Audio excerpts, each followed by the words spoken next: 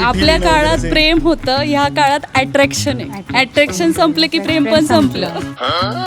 म्हणजे जेनजी ना कोणते काही झालं ना ते लगेच बोलतात, ते सांगतात समोरच्याला का हा हे चुकीचं आहे. तर म्हणजे तुम्हाला पडलेत लहानपणी धपाटे वगैरे? धपाटे पडलेत. हां हां.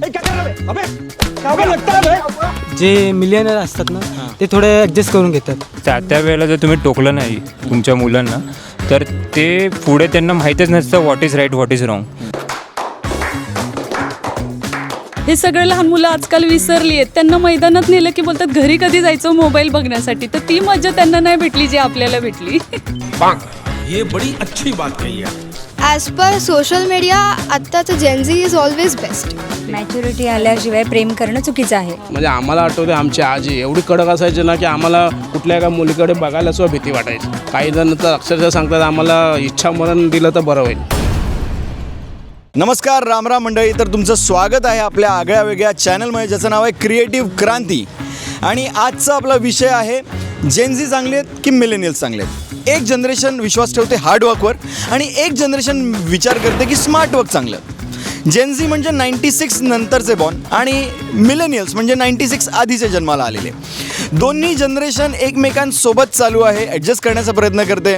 आणि आजचा आपला हा विषय आणि या विषयावरचं ओपिनियन अनफिल्टर्ड आणि एकदम रॉ ओपिनियन आपण जाणून घ्यायला आलो आहोत ठाण्याला, ठाणे शहरात.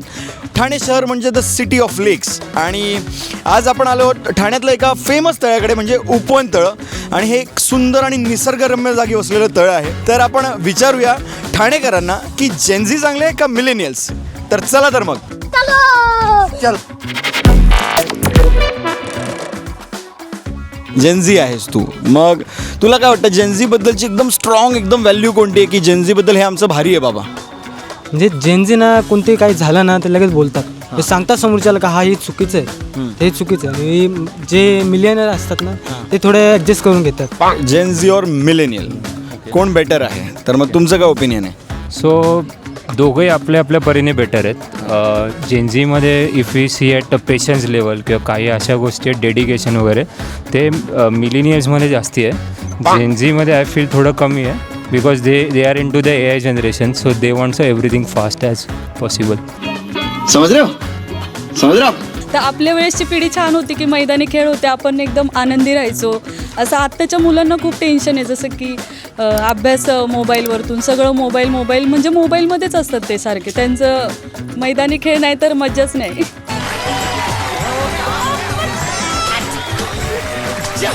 तुमच्या काळात काय एक बेस्ट गोष्ट होती आणि आत्ताच्या काळात जी एक काय एकदम मस्त गोष्ट आहे जी तुम्हाला असं वाटतंय की तुमचं काय ओपिनियन आहे त्याच्यावर तुम्ही सांगा. नाही त्यावेळेला तर खूप वेगळं होतं.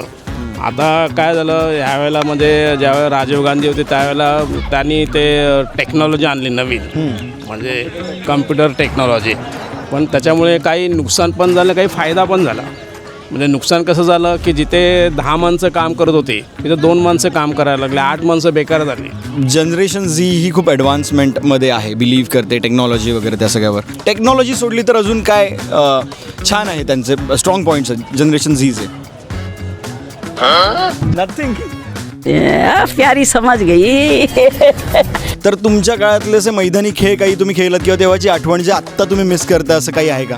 जसं की बाहेर जाऊन आपलं लंगडी वगैरे खेळणे, कबड्डी खेळणे, खो खो खेळणे, हे सगळे लहान मुलं आजकाल विसरली आहेत. त्यांना मैदानात नेलं की बोलतात घरी कधी जायचं मोबाईल बघण्यासाठी. तर ती मजा त्यांना नाही भेटली जी आपल्याला भेटली. सो मग ही डिबेट बरोबर आहे की मिलेनियल्स आर गुड? नाही, असं नाही आहे. प्रत्येक गोष्टीमध्ये प्रोज अँड कॉन्स असतात. करेक्ट. बट आत्ताची जी जेनझी जनरेशन आहे ती ऑब्व्हियसली ॲडव्हान्स्ड आहे. आणि आत्ताच्या ह्याच्यामध्ये सगळ्या लोकांना इझी वेमध्ये मिळतं जे आधी हार्डवर्कमध्ये मिळायचं. आजच्या घडीला काय होतं की जे आत्ताचे जेनझी आहेत त्या लोकांना जे पाहिजे ते अवेलेबल करून देतात. अँड समटाईम्स ते सिच्युएशन थोडी शांतपणे टॅकल करणं it's a good thing. But after a point you need to understand की there are few things where you need to be very serious and that to be should be taken in very serious consideration. अरे कहना क्या चाहते हो? Like सगळ्यांनी पटापट adapt केलं, म्हणजे जेनझीज पटापट अडॅप्ट करू शकले. आता जी टेक्नॉलॉजी आली आहे, जे मिलेनियल्सले इतक्या पटापट नाही केलं. आमच्या जनरेशनमध्ये काका की आजकाल नाती एकदम तकलादू झालेली आहेत. तर त्याच्यावर तुमचं काय म्हणणं आहे की तुमच्या काळात जी नाती जपली जायची त्याचं काय रहस्य होतं? नाती पूर्वीची होती ती कशी होती की आपुलकी होती तेव्हा. आता आपुलकी नाही आहे. आपल्या काळात प्रेम होतं, ह्या काळात अट्रॅक्शन आहे. अट्रॅक्शन संपलं की प्रेम पण संपलं, असं आहे आत्ताच्या काळात. तेव्हाच्या काळात प्रेम हे प्रेम होतं. नातं जपत होती लोक, पण आता नात्यांना किंमतच राहिलेली नाही आहे. इवन नातं म्हणजे काय, एक टाइमपास, ठीक आहे, एवढं इथपर्यंत नातं आहे. ये सब क्या देखना पड़ रहा है.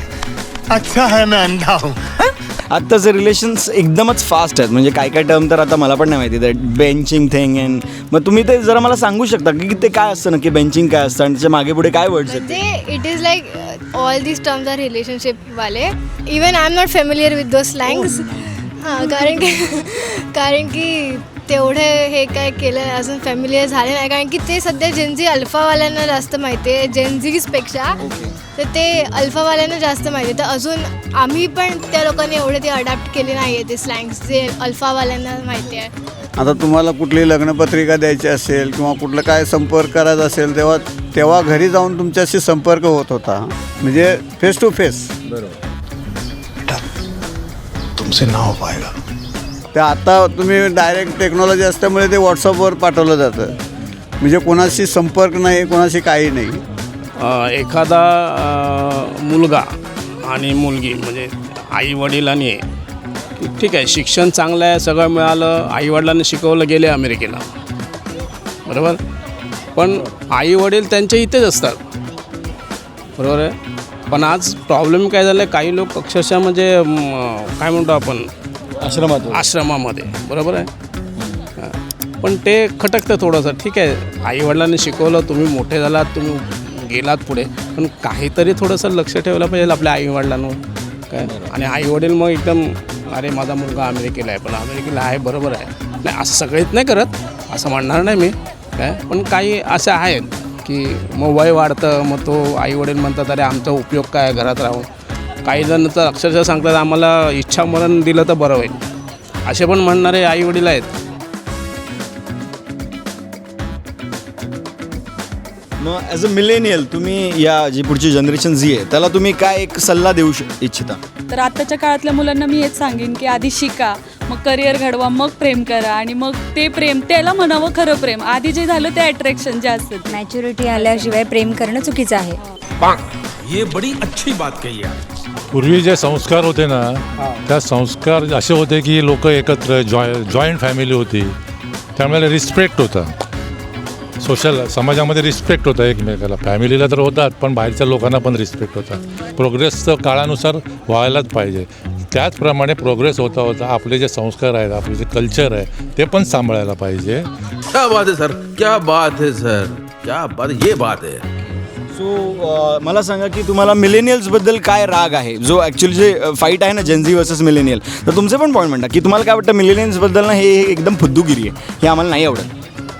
असं फुद्दूगिरी असं काय नाही आहे, मिलेनियल्सबद्दल असं राग नाही आहे. पण मे बी अजून पण बऱ्याच लोकांनी अडॅप्ट केलं नाही आहे, ते त्यांना अजून करायला लागेल. कारण की आफ्टर ऑल बाकी पुढे जे सगळं आहे ते तर सगळं AI वगैरे बेस्ड आहे, तर ते सगळं त्यांना अजून अडॅप्ट करायला लागेल. ॲज पर सोशल मीडिया आत्ताचं जेनझी इज ऑलवेज बेस्ट. तू कामाला जातो तिकडे तू सुट्ट्या घेतोस? हां घेतो. तुला मॅनेजर तुझा सुट्ट्या देतो? येत नाही, पण मी भांडून घेतो. पाहिलं हे जे आहे ना, हे मला पण पटतं आहे की हे जे मिलेनियल्स आहेत ना ते ॲडजस्ट करतात. ही जनरेशन जी एकदम फाट्यावर मारणार आहे की सुट्टी द्यायची तर दे, नाही तर निघ. आणि हेच तू सांगतोय बरोबर. तर हे करा, हे पाहिजे आपल्या पिढीला, हे केलं पाहिजे. जरा आपण ओपन झालं पाहिजे, बिंदास राहिलं पाहिजे. एक जॉब केला तर दुसरा जॉब येईलच, बरोबर ना. आता कुठे ना कुठे भेटेलच. म्हणजे छोटा मोठा असं स्टार्टिंग म्हणजे छोटीपासून होईल, पण पुढे जाऊन ते मोठी होऊ शकते. पण जर आपण एकच जागी राहिलो आणि आपण बोललो हा इथेच होते चांगलं, तर करूया आणि ते समोरचे आपल्याला त्रास देत आहेत, मग ते मतलब नाही ना. त्या कामाला अर्थ काय? जर आपण त्या कामाला तर एन्जॉयच नाही करत आहे, मनापासून आपण नाही काम करत आहे, तर काम करून मतलब नाही ना. सॉरी सर, ये क्या है. पहिलं का मनापासून करा जे काय करायचं ते, आणि बिंदास सुट्ट्या मागा, बरोबर. आजच्या काळात ना मुलांना हात लावणं पण एकदम मुश्किल झालं. आधीच्या काळात जे धपाटे पडायचे तर ती मुलांनी जी शिस्त लागायची, ती आधीची शिस्त बरोबर आहे की आत्ता त्यांना समजावून जपवून सांगितलं तर ते बरोबर आहे? तुम्हाला काय वाटतं त्याच्यावर, तुमचं काय मत आहे? आधीची शिस्त बरोबर आहे. आधीची शिस्त जी आहे ना, म्हणजे आम्हाला आठवते आमची आजी एवढी कडक असायची ना की आम्हाला कुठल्या एका मुलीकडे बघायला सुद्धा भीती वाटायची. आपल्या काळात एक धपाटे कल्चर होतं जे आत्ता नाही आहे. तर म्हणजे तुम्हाला पडलेत लहानपणी धपाटे वगैरे? धपाटे पडलेत. हां मग ते कितपत योग्य वाटतं की ते कल्चर बरोबर होतं की का आत्ताच एकदम मॅच्युअर पॅरेंटिंग किंवा शांत पॅरेंटिंग जे केली जाते ती बरोबर आहे? नाही, ते बेटर होतं. द रिझन बिहाइंड इज त्या वेळेला जर तुम्ही टोकलं नाही तुमच्या मुलांना तर ते पुढे त्यांना माहीतच नसतं what is right what is wrong.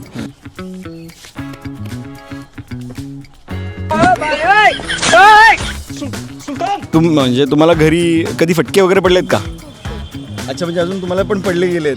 आत्ता नाही, आधी पडलेत, आता सध्या बंद झाले. हां, आता बंद झालं आहे कारण की त्याचं रिझन आहे की ना ही एक जनरेशन आहे ना की ही जो खूप जास्त वोकल आहे अबाउट स्ट्रेस, डिप्रेशन, एन्झायटी, म्हणजे जे काही मेंटल हेल्थ रिलेटेड जे काही इश्यूज आहेत त्याच्याबद्दल वोकल आहेत. सो त्याच्याबद्दल तुमचं काय म्हणणं आहे? ते खरंच वोकल आहेत का ही ॲक्टिंग आहे? इट इज लाईक की आता जे मिलेनियल्स आहेत now they are parents, so like they know what they had before. त्यांचा पास्ट काय होतं, सो कसं त्यांच्या पॅरेंट्सने रिॲक्ट केलं, whatever they use to tail.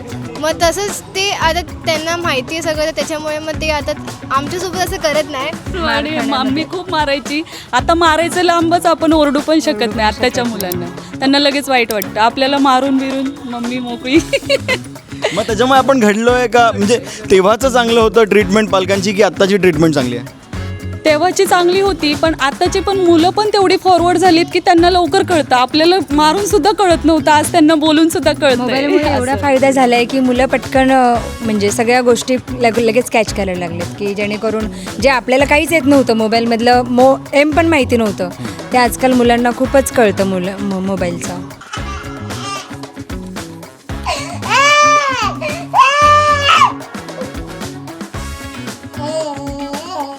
आता छोट्या मुलापासून तुम्ही बघितलं तर आता आमच्या सोसायटीत बघतो काय मुलं फास्ट आहेत आणि काय बोलतात. काय थोडं संस्कार होणं गरजेचं आहे. संस्कार होणं म्हणजे गरजेचं धपाटेच पडले पाहिजेत. हां, झपाटे पडलेच पाहिजेत मुलावर. थोडे वचक राहिलीच पाहिजेत, आईवडिलांची वचके राहिलीच पाहिजेत. तर मंडळी, आज ठाणेकरांचं ओपिनियन ऐकल्यानंतर एक गोष्ट तर नक्कीच समजली की जनरेशन कोणतीही असो, प्रत्येक जनरेशनची एक आपली वाईब, स्ट्रेंथ आणि एक आपली समज आहे, आपले एक्सपिरियन्सेस आहेत. मिलेनियल्सनी या जगाला बदलताना बघितलं आहे आणि जेनझीनी या जगाला फास्ट फॉरवर्डमध्ये जगताना बघितलं आहे. शेवटी बेटर कोण यापेक्षा आपल्याला कोणत्या जनरेशनकडनं काय शिकायला मिळतं आहे हे जास्त महत्त्वाचं. तर तुम्हाला असेच विषय ऐकायचे असतील तर आमच्या चॅनलला लाईक करा, शेअर करा आणि सबस्क्राईब करा. आणि क्रिएटिव्ह क्रांतीच्या इंस्टाग्राम हँडललाही जाऊन नक्की फॉलो करा. आणि पुढच्या भागांमध्ये तुम्हाला समाजाकडनं काही ऐकायचं आहे असे तुमचे काही मुद्दे असतील तर आम्हाला कमेंट सेक्शनमध्ये सजेस्ट करा. आणि आम्हाला फॉलो करायला नक्की विसरू नका, कारण की इथे चर्चा तर होणारच. राम राम.